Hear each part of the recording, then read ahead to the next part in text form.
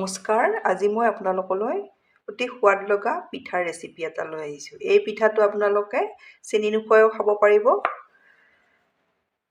এয়া দেখিছেনে? বহুত বেছি সোৱাদ লগা হয়। কোনো ধৰণৰ চাউলৰ গুড়ি খুন্দিব নালাগে, চালিব নালাগে, কম সময়ত বনাই খাব পাৰিব। আহকচোন ভিডিঅ'টোৰ মাজলৈ।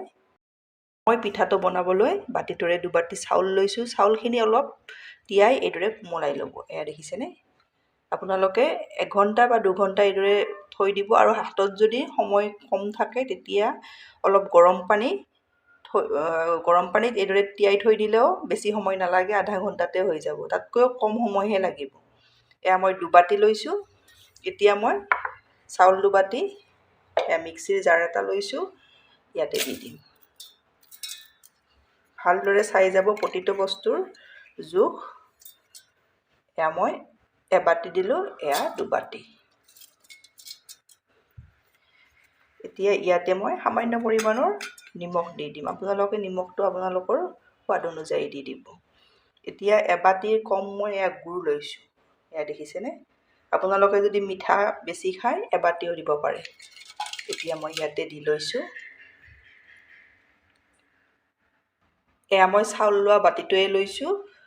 সেই বাতিটোত এবাটি পানী লৈছোঁ। দুবাটি চাউলত মই এবাটি পানী দিম। পানীটো বেছি নিদিব। পানী যদি বেছি দিয়ে চাউলখিনি ভালদৰে আপোনালোকে মিহিকৈ গুড়ি কৰিব নোৱাৰিব। এতিয়া মই ইয়াৰে ভালদৰে গুড়ি কৰি লওঁ।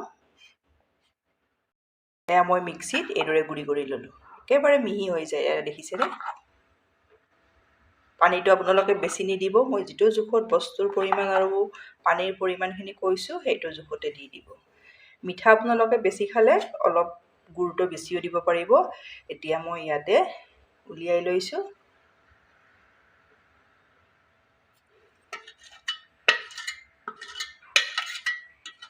এইদৰে আপোনালোকে মোৰ ভিডিঅ' চাই ভাল পালে লাইক, কমেণ্ট আৰু ছাবস্ক্ৰাইব কৰি দিব। ফেমিলিৰ লগত শ্বেয়াৰ কৰিব।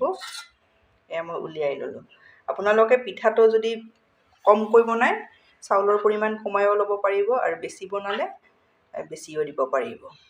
এতিয়া ইয়াতে মই আৰু এবাটি পানী লৈছোঁ। ইয়াৰে মই প্ৰথমতে আধা দি ল'ম।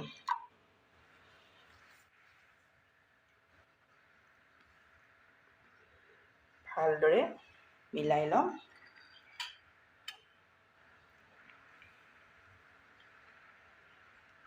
যদি গুড় খাই বেয়া পায় আৰু গুড় নিদিলেও কথা নাই, এইটো জোখত ৰেডি কৰি ল'ব। এয়া দেখিছেনে? এইখিনি মই ভালদৰে আৰু 1 মিনিট সময় এইদৰে মিলাই ল'ম। এয়া মই ভালদৰে মিলাই ল'লোঁ। এয়া দেখিছেনে? ইয়াত মই দুবাটি চাউলত 1.5 বাটি পানী দি দিছোঁ। প্ৰথমতে চাউলৰ লগত এবাটি দিছোঁ, এতিয়া আধা বাটি দি দিলোঁ। এয়া দেখিছেনে? এইদৰে ৰেডি কৰি ল'ব। এইটো জোখত হৈ যাব। এতিয়া ইয়াতে মই দি দিম আধা চামুচৰ আধা বেকিং চৌডা। বেকিং পাউডাৰ নহয়, বেকিং চৌডা দিছোঁ আৰু বেছিও নিদিব। পিঠাটো তেতিয়া খাই বেয়া লাগিব। চৌদাখিনি ভালদৰে মিলাই লওঁ। চৌদা দি বেছি সময় ৰখাই নথ'ব। এইদৰে মিলাই ল'ব। এয়া মই ভালদৰে মিলাই ল'লোঁ।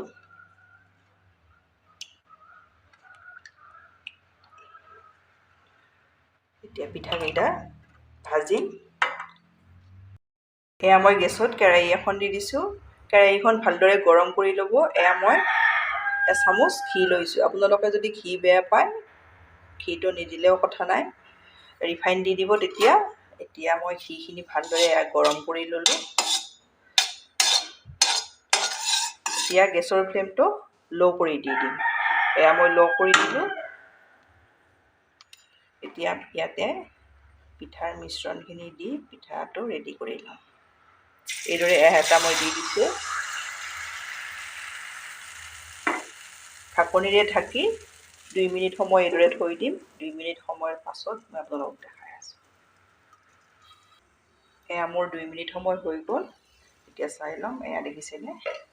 পিঠাটো ধুনীয়াকৈ হৈ গৈছে। এতিয়া নমাই ল'ম। প্ৰথম পিঠাটো এইদৰে অকণমান লাগি ধৰিব, তাৰপিছত আপোনালোকে একেবাৰে ধুনীয়াকৈ বনাই থাকিব পাৰিব।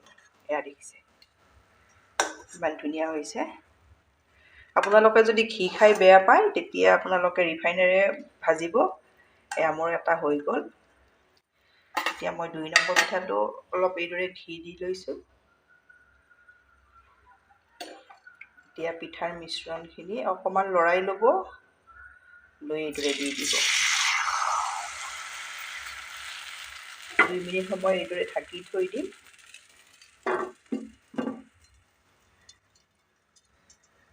এতিয়া মই দ্বিতীয় পিঠাটো চাই ল'ম। এয়া দেখিছেনে কিমান ধুনীয়াকৈ এয়া জালি জালি, এয়া কোনো ধৰণৰ তলত লাগি নধৰে।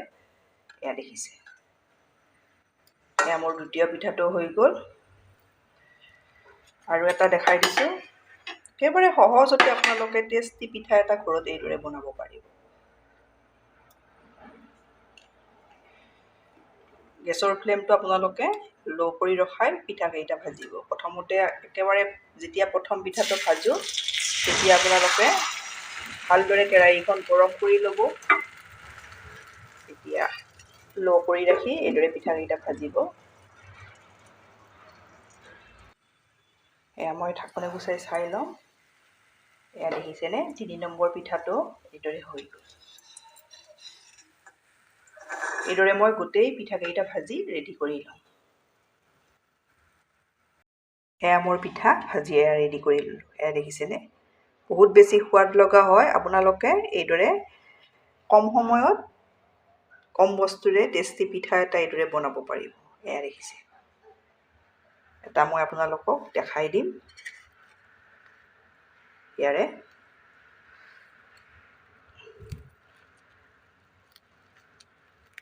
এয়া দেখিছে কিমান ধুনীয়া হৈছে।